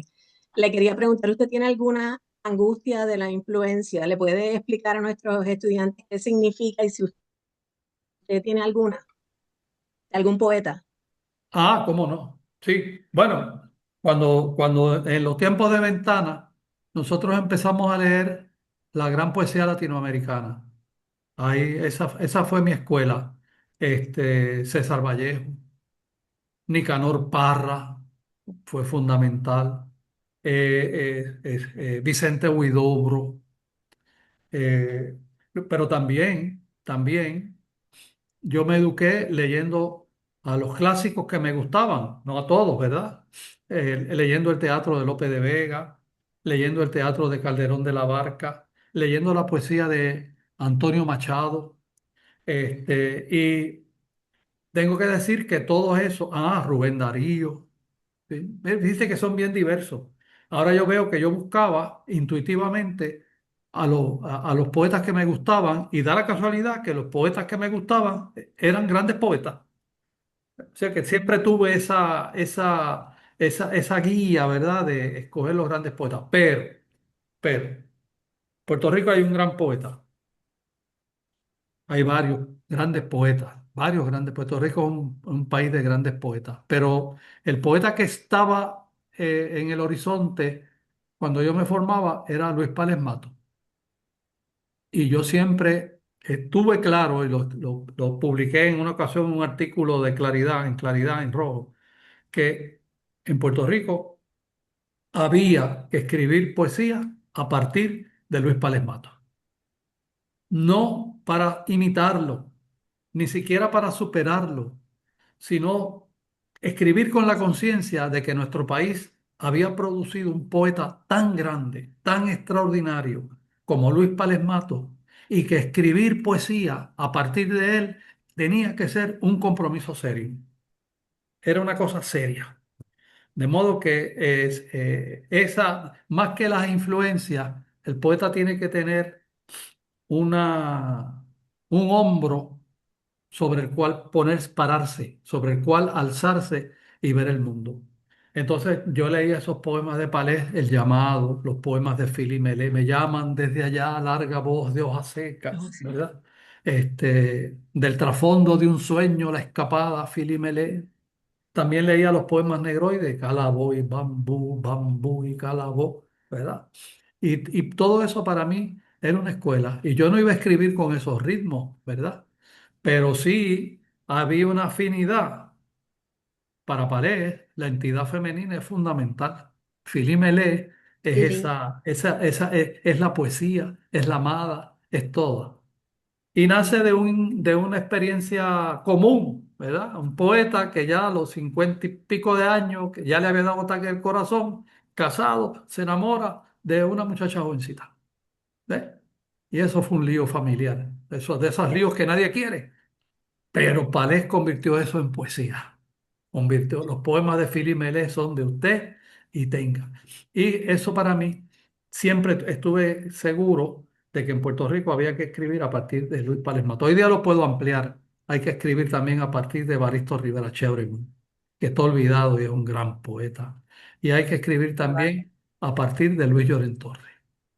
¿A partir de quién escribió Palés? A partir de Luis Llorén Torres. ¿Cuál fue el poeta sobre el cual? Luis Llorén Torres. Pareja intentó escribir como Luis Llorén Torres y no pudo. Tiene décimas campesinas, no tienen, pero léanse, si no lo han leído, busquen por favor, le elegía que Luis Pález Mato le escribe a Luis Llorén Torres, a la muerte de Luis Llorén Torres. Es un poema extraordinario. Y él escribió a partir de Llorens, hizo su profesión a partir de Llorens. Y yo he escrito a partir de, de Palés. Importante. Profesor, tenemos en agenda todavía hablar del lector de poesía, pero antes de eso, yo quería, como usted está hablando de la importancia de otros poetas en la vida del poeta, El poeta residente nuestro, Amit Galib, escribió una corta carta para usted que dice Satori y tiene que ver con ventana. Quiero dar un testimonio personal sobre algo muy grande en mi vida, que a fin de cuentas es ser poeta, que es lo que me hace vivir. A todo y toda poeta le ocurre un tiempo en el cual le asaltan las dudas de la vocación, según por ejemplo le ocurre a los monjes y a las monjas. Yo recuerdo que un sábado en la tarde en San Germán me puse a leer la revista Ventana, recién publicada y editada por un joven poeta de nombre José Luis Vega, y no recuerdo aún cómo ella llegó a mis manos. Estando yo ensimismado leyendo el contenido de la revista, alcé por un instante la vista hacia por el árbol de nísperos de un vecino, y como ya era la hora del crepúsculo, observé a los murciélagos que comenzaban a llegar, todos guiados y ensimismados también por su atracción natural hacia ese fruto, y entonces me di cuenta que yo llevaba mucho tiempo leyendo y releyendo Ventana, que era un fruto excelente, guiado por mi atracción natural al verso. Y ahí ocurrió lo que el Zen llama el momento de iluminación o Satori, y me entendí todo y me acepté poeta como soy y seré. Por eso doy este testimonio de agradecimiento eterno a Ventana, que hizo un bien enorme por alguien que estaba muy inseguro con sus versos allá en un pueblo muy lejos de San Juan. Gracias, José Luis, por siempre. Amit Galip, 29 de Ah, agosto. qué belleza. Eso me conmueve. Dale un abrazo a mi Galit de mi parte, por favor. Me gustaría tener ese texto precioso. Él Claro había que sí. dicho algo en las redes sociales sobre Ventana, pero nunca algo tan maravilloso como eso. Pues En estos ahí tiene, momentos él está viajando. está viajando. Sí, Sí. sí, Me alegré mucho porque tiene unos talleres allá, ¿verdad? Que está en contacto con sí. con los jóvenes tienen ahí un maestro de poesía. Creo que le hacen Ya un tú verás. homenaje, van a presentar un libro suyo en Harvard, Yale, ¿verdad? sí, en Yale University. Pues en el ensayo que leímos, bueno, que yo les compartí a los estudiantes, titulado El arpa olvidada, hay un renglón muy importante que nadie toca y que para estas clases es fundamental. La lectura de la poesía, lo que espera el lector, qué da por sentado, esas convenciones. Yo, nosotros en el teatro hablamos de las convenciones y tengo que agradecerle que utilice ese recurso, esos acuerdos tácitos son tan importantes en los géneros que los van construyendo. Y en el caso específico de la persona lectora, pues me ha fascinado poderle compartir un poco de eso y qué bueno que está aquí y nos gustaría que nos hablara ya en este carácter pedagógico de este encuentro. Que a mí misma me va a hacer falta también hablar un poco de qué pasa, ese fenómeno de leer poesía. Siempre se habla del poeta, pero ¿y nosotros, los lectores? Sí, bueno, la poesía sin el lector no hay nada, ¿verdad? No tiene nada. Y esas convenciones del género son fundamentales. Entre ellas, el poeta, el lector, vuelve otra vez al principio, asume que el poeta es sincero. Asume que el poeta es sincero, ¿verdad? Que ese yo tiene un grado de correspondencia con que el hablante poético tiene un grado estrecho de correspondencia con el poeta de carne y hueso. No quiere decir que sea el mismo, porque ustedes saben muchas veces que el hablante de un poema puede ser el árbol. O sea, yo puedo escribir un poema que quien habla es un árbol, o un pájaro, o una piedra, pero aún así el lector necesita saber que yo estoy diciendo algo sincero, aunque lo ponga en boca de otro. Puedo incluso escribir un poema donde la voz poética sea femenina, donde sea una mujer la que hable. No lo he hecho nunca, pero por alguna razón puedo suponer que eso sea así. Otra exigencia que tiene el lector de poesía, a mi juicio, es entender el poema. Nadie puede estar leyendo poesía que y no sabe, no tiene la menor idea de lo que está diciendo. Eso no quiere decir que toda la poesía tenga que ser clara y transparente. Hay poesía muy difícil y usted puede estar estudiando un texto difícil durante años, descifrándolo. Pero ¿por qué usted hace eso? Porque sabe que lo que hay ahí se puede entender. Está oculto, pero tiene hay una manera de comprenderlo, que fue lo que hizo Dámaso Alonso con las Soledades de Góngora. Soledades de Góngora, uno las empieza a leer y no sabe si va o si viene, pero Damaso Alonso se sentó pacientemente y fue transcribiendo en palabras comunes y corrientes todo aquella selva verbal de las Soledades de Góngora. Entonces, por eso es que yo creo que hay un compromiso de codificar algo que otro pueda descodificar. Yo sé que hay otras maneras de hacer poesía, la poesía automática del surrealismo, ¿verdad? Pero aún la poesía automática sale del subconsciente, según la teoría, de modo que algunos símbolos aparecen allí que usted puede rescatar. No tiene que ser una comprensión transparente, sino unos grandes. A mí me han interesado siempre los poetas difíciles. Mi poesía yo creo que es bastante transparente, yo creo, pero me han interesado para estudiarlo los poetas difíciles. Yo hice una tesis sobre Trilce de César Vallejo, ¿verdad?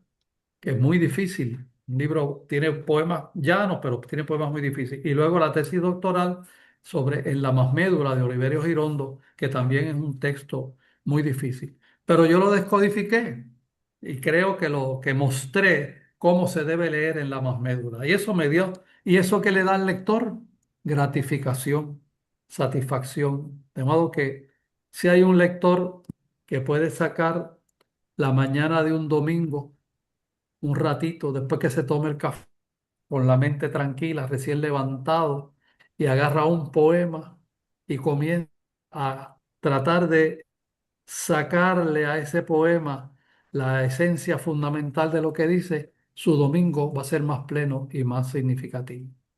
Un poema, nada más. La poesía no se puede leer como se lee una novela. Te coge un libro, lee un poema hoy, otro mañana, dos después, ¿verdad? Hay que dosificarla. Pero sí, los lectores de poesía tienen unas expectativas. Por eso digo yo que la poesía está a salvo de la inteligencia artificial.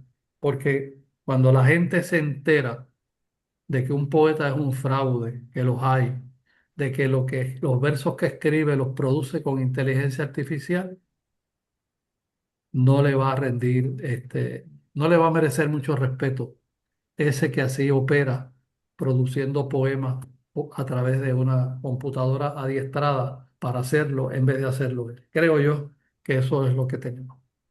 No sé, Ana Sí, Miti. sí, sí, pero también y esto, un punto de privilegio de tres Sí. segundos. En la Ajá. fase, en el tema de la lectura, a mí me conmueve y me sorprende que entre también en que cuando lo leemos audible el Ah, poema, sí, hay que respetar su ritmo. así Y es. ha dicho concretamente que el poema hay que leerlo como es. Hay que coger ese pálpito y hay que saberlo, llevarlo al sonido. Porque yo creo que en ese ritmo eh, está también, es la vía cognitiva del poema. Poema se La lee vía cognitiva. el poema se lee en voz alta, aunque se lea en silencio. Usted lo lee, usted lo está interpretando. Si no puede hacer eso, vuelva al poema, porque todavía estoy totalmente de acuerdo contigo. Eso es un lazo con lo cognitivo. Cuando usted puede decir un poema, respetar sus pautas rítmicas, sus entonaciones, ¿verdad? Primero le da vida al poema, porque aquí no hay nada. Estos son unos signos, unos garabatos, pero cuando usted en silencio o en voz alta lo lee, el poema cobra vida, lo resucita, ¿verdad? Y para leerlo bien, tiene que haberlo entendido o irlo entendiendo a la medida que lo lee y lo relee. Eso es fundamental, la oralidad en la poesía y la dependencia de esa oralidad con el ritmo, que repito, no tiene que ser un ritmo machacón, de unas métricas y unas rimas, no, no, no, no, no. El poema, la poesía siempre tiene melodía, siempre tiene ritmo. Las rimas a veces son interiores, a veces lo que riman son las ideas, los conceptos, ¿verdad? Se repiten de otra manera. El poema es un espacio estrecho donde las cosas se van tejiendo Y cuando usted lo lee, tiene que leer esa textura. Tiene ¿Vale? sonido. Bueno, Es profesor, fundamental educar yo siempre he dicho que una sociedad sin poesía es una sociedad fracasada. muerta. Hay que, Amén, con el es permiso. eso de que haya un bolsillo de amantes de la poesía, esa inmensa minoría de que hablaba Juan Ramón Jiménez, es fundamental para la supervivencia de una sociedad. Yo quería aprovechar que está aquí nuestra lingüista, la profesora Mayra Gotay, que no la había podido presentar, y dado que están en la misma escuela, y una de las cosas que quería decir, Mayra, voy a visitar más tus cursos ahora, porque he visto también cómo la lingüística nos permite con propiedad adentrarnos aún más en el análisis de la poesía, que a mí me interesa mucho. Escuché tu voz, ¿verdad, Mayra? Escuché la voz de alguien me llamó por mi nombre. No, escuchaste la mía. Buenas tardes. Es la Lesbia, ¿cómo profesora está? Lesbia La profesora Cruz. Lesbia, Es sí, la que mi doctora. admiración por el doctor José Luis Vega viene desde bien jovencita. Y no sé Ah, si Lesbia, después, ojo, ¿cómo ahora me está, recuerdo Lesbia? Un bien, abrazo, doctor. cariño. Y un abrazo a usted. Mi admiración sigue igual y veo que cada día es más gratificante escucharlo. Gracias, gracias. Recuerda que el doctor José Luis Vega nos ha visitado varias veces, ¿verdad, doctor? Sí, Y le cómo no, dedicamos una de las semanas de la lengua hace varios así años fue, atrás, La así feria. fue, que así tuvimos el fue. privilegio de tenerlo junto a su esposa en la Así, universidad. acaba Así de que no, salir no, y seguramente se hubiera sabido que estaba aquí, y a Caridad, a la quien ella aprecia muchísimo. Saludos nada, a ella. un abrazo bien fuerte, doctor. Cómo Siempre no. estoy atenta a todo lo de la academia, doy asignaciones sobre la academia puertorriqueña para que la conozcan y más sobre Gracias, su poesía. agradecido. Eso nos ayuda mucho. Mi Y también admiración sigue. Gracias, estaba, doctor. Qué bueno. gracias, doctora. Y también estaba con nosotros la profesora Hilda Rivera, nuestra poeta. También estaba JC, nuestro querido colega, que también es un narrador exquisito. Y quiero darle las gracias a los estudiantes y a todas las buenas energías para que esto ocurriera. A usted, profesor, poeta, amigo. Gracias por esa gesta de la academia, porque ese es un lugar exquisito también para ir a estudiar, que me encanta esa esquinita maravillosa. Allí estamos, allí Y estamos. gracias por este esfuerzo que todos hemos hecho, pero sobre todo usted, profesor, me encanta este, esta cercanía, esta familiaridad, esta vitalidad con la que entiende la poesía. Y ya hemos comprendido desde esa profundidad que no podemos vivir porque la poesía siempre va a estar ahí, va a salir y no podemos, no podemos permitir, nos comprometemos con la poesía, con su libertad también, que eso es un punto muy importante para usted, que la poesía sea libre, y para mí también, y nos comprometemos con eso desde nuestro salón, ¿verdad? Nuestra pedagogía. Así que muchas gracias y un abrazo. Gracias a ustedes. Mire, por ahí estoy enviando, ¿cuánto? 61 abrazos para todos. Gracias a Hasta luego. todas las personas que se dieron cita, un abrazo y que tengan buenas tardes. Gracias, doctor. Adiós. Bye. Muchísimas tardes, gracias. gracias. Doctor, Adiós, adiós, excelente Caridad. día. Adiós. Gracias. Pónganse la tarde, Adiós. estudiantes. Bye bye. Muchas gracias. ¿Cómo Gracias a no? usted. Muchas gracias.